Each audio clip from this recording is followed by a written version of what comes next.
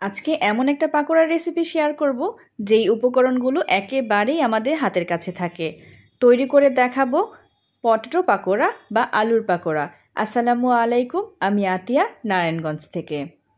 প্রথমে 2টা মিডিয়াম সাইজের আলু নিয়েছি, একটা বড় এবং একটা মিডিয়াম সাইজের আলু ব্যবহার করেছি এবং আলুটাকে আমি খোসা ছাড়িয়ে নিয়েছি। এবার সুন্দরভাবে একটা গ্রেটারের সাহায্যে গ্রেটারের যে বড় ছিদ্র অংশটা আছে সেই অংশটা দিয়ে আমি আলুটাকে গ্রেট করে নিচ্ছি।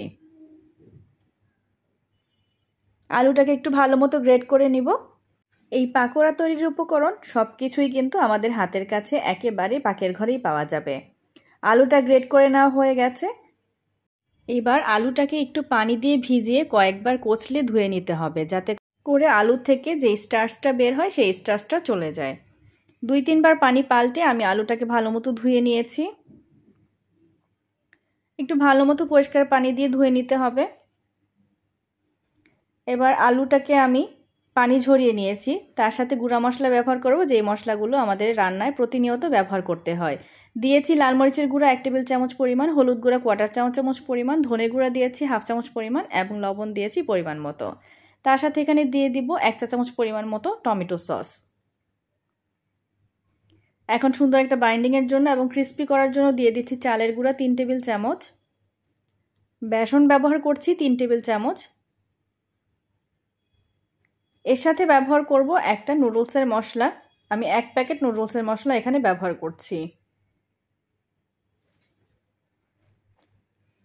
হাতের কাছে নুডলসের মশলা না থাকলে সেই ক্ষেত্রে লেবুর রসও ব্যবহার করা যেতে পারে, অথবা চাট মশলাও ব্যবহার করা যেতে পারে।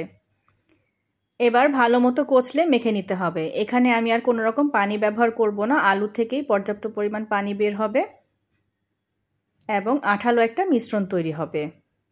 আলুর মিশ্রণটা এখন একটু ড্রাই মনে হচ্ছে, তারপরেও এখানে কোনো রকম পানি ব্যবহার করা যাবে না। একটু সময় নিয়ে আলুটাকে মেখে নিলেই সুন্দর একটা মিশ্রণ তৈরি হয়ে যাবে। আমি এইভাবে হাতের সাহায্যে ভালো মতো কচলে নিচ্ছি। এভাবে একটু সময় নিয়ে ভালো মতো মেখে নেব। যখন আলুটা ভালো মতো মেখে নেওয়া হয়ে যাবে, এ পর্যায়ে দিয়ে দিচ্ছি 1/4 চা চামচ পরিমাণ বেকিং পাউডার। এতে করেও পাকোড়াটা অনেক ক্রিস্পি হবে এবং ভাজার পরে অনেকক্ষণ মচমুচে থাকবে। তার সাথে সুন্দর একটা ফ্লেভারের জন্য দিয়ে দিচ্ছি অরিগ্যানো, আর দিয়ে দিচ্ছি 1/4 চা চামচ পরিমাণ আস্ত জিরা। এবার এটাকেও ভালো মতো একটু মেখে নেব। আলু থেকে কিন্তু প্রচুর পানি বের হয়েছে এবং সুন্দর আঠালো একটা মিশ্রণ তৈরি হয়ে গেছে। এখানে আমি কোনো রকম পানি ব্যবহার করিনি। ভালো মতো মেখে নিয়েছি। এবার দেখে দিচ্ছি যে পাকোড়া শেপ দেয়া যাচ্ছে কিনা। যদি এরকম পাকোড়া শেপ দেয়া যায় তাহলে এখানে আর কিছু করতে হবে না। তেল গরম করতে দিয়েছি। আমি আজকে পাকোড়াটা ভাজবো সরিষার তেলে, আপনারা সাদা তেলেও ভাজতে পারেন। তেলটা যখন ভালো মতো গরম হয়ে যাবে তখন এভাবে একটু ছড়িয়ে পাকোড়াগুলো দিয়ে দিতে হবে এবং চুলার আঁচটা রাখতে হবে মিডিয়াম ফ্লেমে। খুব বেশি হাই ফ্লেমে রাখা যাবে না, তাহলে বাইরের অংশটা লাল হয়ে যাবে, ভিতরে আলুগুলো কাঁচা থেকে যাবে। চুলার আঁচটাকে মিডিয়াম রেখেই সুন্দর একটা কালার আসা পর্যন্ত উল্টে পাল্টে ভেজে নিতে হবে। এক পাশ যখন হয়ে গেছে অপর পাশটা উল্টে দিচ্ছি।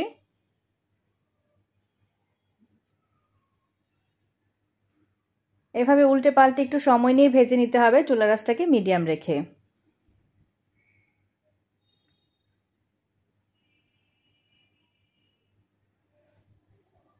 সুন্দর একটা কালার চলে এসেছে পাকোড়ার। এবার পাকোড়াগুলো আমি তুলে নেব একটা টিস্যু পেপারের ওপরে। তেল ঝরিয়ে নিচ্ছি। এভাবে তেল ঝরিয়ে টিস্যু পেপার ওপর নিয়ে নিলে অতিরিক্ত তেলটা অবজার্ভ হয়ে যাবে। এভাবে সবগুলো পাকোড়া আমি ভেজে রেডি করে নেব এবং টিস্যু পেপারের ওপর নিয়ে নেব, যাতে করে এক্সট্রা তেলটা অবজার্ভ হয়ে যায়। এখন সুন্দরভাবে সাজিয়ে পরিবেশন করে দেখাচ্ছি।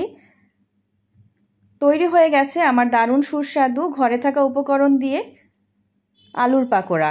আমার আজকের রেসিপি যদি ভালো লেগে থাকে, সবার কাছে অনুরোধ থাকবে যারা ফেসবুক থেকে দেখছেন তারা আমার পেজটি লাইক, কমেন্ট এবং ফলো দিয়ে পাশে থাকবেন। যারা ইউটিউব চ্যানেল থেকে দেখছেন চ্যানেলটি সাবস্ক্রাইব করে আমাকে অনুপ্রেরণা যোগাবেন।